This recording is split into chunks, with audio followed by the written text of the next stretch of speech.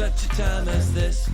And welcome back to For Such a Time as This, the place where there is no such thing as a silent witness. This is the week of Thanksgiving. We're light. We're at half power, but powerful nonetheless. Myself and Professor Chris.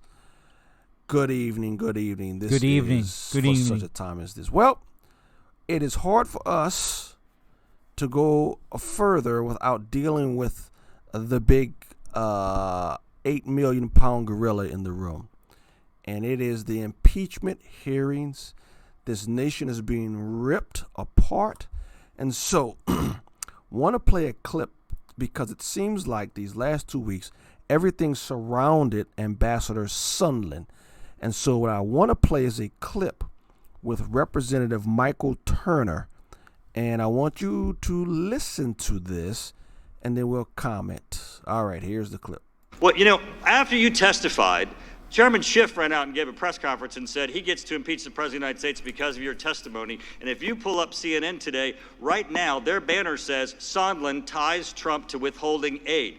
Is that your testimony today, Ambassador Sondland, that you have evidence that Donald Trump tied the investigation to the aid? Because I don't think you're saying that. I've said repeatedly, Congressman, I was presuming. I also said that President Trump... So no one told you, not just the president. Giuliani didn't tell you, Mulvaney didn't tell you, nobody, Pompeo didn't tell you, nobody else on this planet told you that Donald Trump was tying aid to these investigations. Is that correct? I think I already testified. No, answer the question. Is it correct? No one on this planet told you that Donald Trump was tying this aid to the investigations? Because if your answer is yes, then the chairman's wrong and the headline on CNN is wrong. No one on this planet told you that President Trump was tying aid to investigations. Yes or no? Yes. So, you really have no testimony today that ties President Trump to a scheme to withhold aid from Ukraine in exchange for these investigations. Other than my own presumption. Which is nothing. I mean, that's what Which is a nothing. We are impeaching a president of the United States of America off a presumption of a man who goes before Congress and when grilled says off a presumption, to which Representative Turner's correct response was, which is a nothing. Yeah, you have nothing. You have nothing. Based on your assumptions. Professor Chris, what is going on here? First, wasn't he the basis of everybody else testifying that... Everything kept coming back to Sondland, except the one military guy, and he never met Trump, never been to the White House, never spoke to him. I don't even know why he was there, but everything kept coming back to Sondland, and Sondland says nobody told him a darn thing. It was a presumption. So our country is being ripped apart from this, and it doesn't matter what you think about Donald Trump. It really doesn't matter what you think about Donald Trump, whether you like him or you're not, or you don't. This country is going through what we are going through. I mean, I have my presumptions, but it's not good. Our country is in trouble. I guess I'm shocked that a man comes before Congress, is asked questions, has no basis, doesn't present any facts, and thinks that, well, you should impeach a president because I assume that's what he did and said. And yet there is silence from well, even worse than that, either side. Even worse than that, I think they continue to push the narrative. Yes. So, what are they afraid of? I mean, it's either they're complete fools, right? Yeah. Which is possible. Which is more than possible, or they're afraid of something and they want to put out the shiny quarter to distract people from what else is going on. Yeah. And there's a couple other things. A convicted pedophile was found dead in his jail cell, and he is linked to other powerful men in the world. Well, no one's talking about that. What about Bob Barr doing his investigations into what started the Russia collusion investigation? Is that causing fear amongst people on the Hill? Yeah, something is going on that is not obvious. I think this trial is the shiny quarter that the illusionist is trying to get us to focus on. I agree with that. Because this makes absolutely no sense whatsoever. Even in a court of law, hearsay evidence would not be admitted. Think about this. Or assuming, not even hearsay. He said he didn't hear any of it. He's just assuming that's what it is. That's absolutely embarrassing. That's very embarrassing. So think about this. If you steal a car, and they're trying to convict you of stealing a car or stealing a loaf of bread, you cannot introduce hearsay as evidence to convict me. Right. Okay. Forget the loaf of bread. Forget the car. They are trying to remove the president of the United States of America. And their star witness, it's based on presumptions and hearsay. How do we get to this? And I mean, not only that, from a Christian perspective, how are we to even process what we are seeing on television? We need to go back and look at root causes of things, right?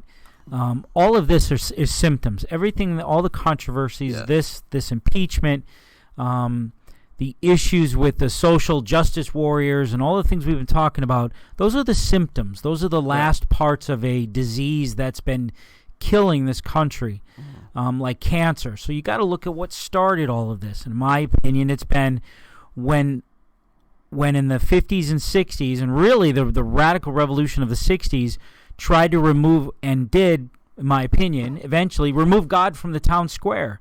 That we don't have a reverence for God, that there are more atheists in America than there were 50 years ago. And claiming to be wise, they became fools. This is all foolishness. But the basis of it is, well, wait, I'm wise, not God, right? God teaches us, and the Bible teaches in Proverbs, the beginning of wisdom is the fear of the Lord. When you submit and humble yourself before the Lord, that's when wisdom can come to you, when the Spirit brings you wisdom. But if you claim to be wise, you will be fools, and we're seeing the effects of that, and it's been growing for my lifetime. Yeah, it seems as though it's culminating now in just absolute foolishness. You want to know from a Christian perspective what's... You're a good historian as much as I enjoy it, and you've seen these civilizations that when they move away from God, the foolishness starts to exponentially grow. But you can look back and see, predictably, back of when it started. But you know what I think is almost scary is that, and you know the saying, what's the worst thing? What is worse than the fool in the room? It's not knowing you're the fool. Ooh, I haven't heard that one. That's the word. What's worse than being a fool is not knowing you're the fool. I'm not sure these people... I would say we're there with this hearing. That's what I'm saying. I'm not sure these people even know that they're the fools. And again, I will go back and I will continue to harp on this, and this is one of the themes for such a time as this, is that when a culture swallows, either by silence or by being proactive, when the culture swallows the obvious lie of transgenderism, the obvious lies that go against that which is plainly seen, then that culture loses the ability to tell the difference between right and wrong. And here's what's scary, what we're seeing. Again, this is beyond Donald Trump.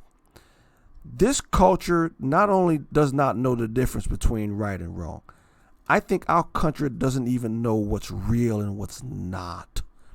The reality is gone. The standard of reality is gone. And that's dangerous. That is dangerous. And so you have people, the same people who can't tell a difference between boys and girls, are now trying to run the world. Yeah, but at some point, they don't want, I think it starts off as they don't want to, but we're going through the book of Romans in our Sunday school. We just started. And at the end of the first chapter of the book of Romans, toward the middle going towards the end, it says God turns them over to a reprobate mind. And right before that, it talks about their minds being darkened, the hearts being darkened, their minds are given over to depravity. And it's like they lose. If you look at the progression in Romans 1, it's like they absolutely lose the ability to distinguish reality from lies. And I think, sad to say, this is what is going on in the United States of America. And these hearings, as Professor Chris said, they're just symptoms of what's really going on. The soul of America is dark, it is sick, and it is scary. Yep. And so what do we do as Christians?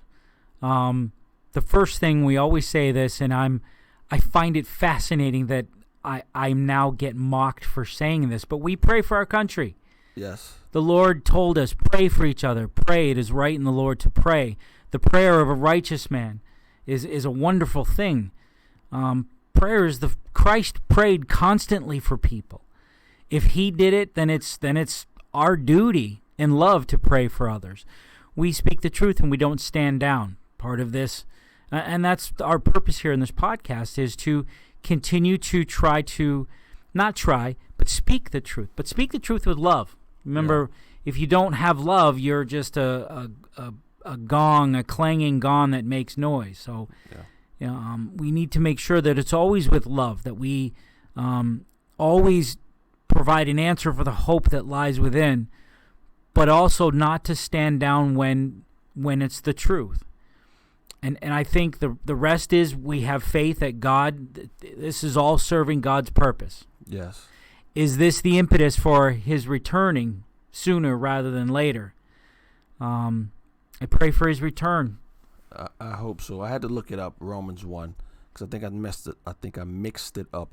It is darkened hearts which leads to a debased mind. Yep. And so it's the heart that's full with lust and passions, which leads to a mind that is corrupt. And I think we are seeing that on full display in the Congress.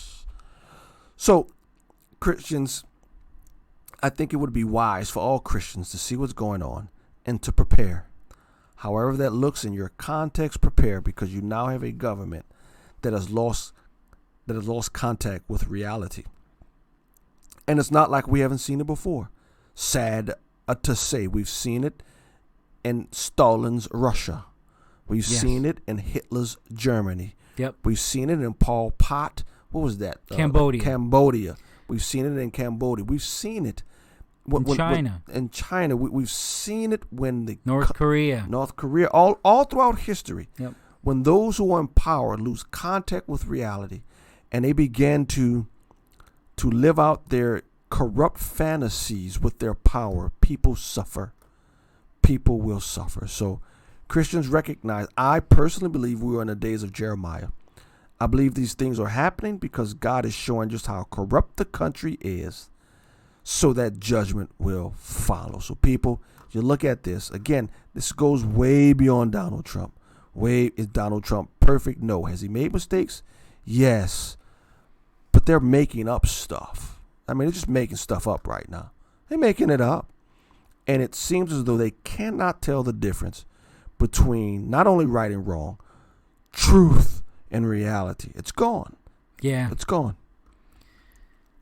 Again, with prayers, and don't be afraid to speak the truth when asked. Yes. Or when talked about, or in my case sometimes, well, you're a Christian, what do you think about this stuff? Well, here's the truth. God has judged once before. He will come and judge again.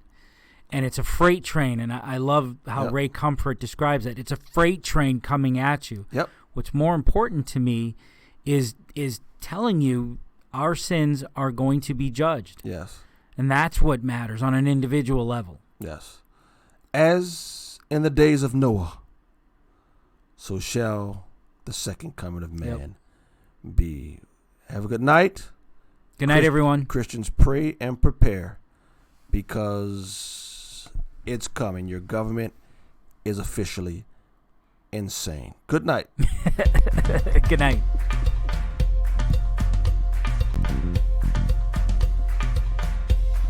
For such a time as this,